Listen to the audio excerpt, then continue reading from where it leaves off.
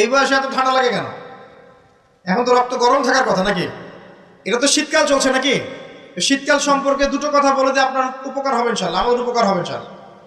একটা হাদিসে আসছে শীতকালটা হচ্ছে মুমিনদের জন্য গনিমত। মুমিনদের জন্য কি গনিমত? মানে হচ্ছে একটা সম্পদ, যে সম্পদটা যুদ্ধ করে লব্ধ করতে হয়, কিন্তু এখানে কোনো যুদ্ধের প্রয়োজনই হচ্ছে না। গনিমত, উপহার, গিফট।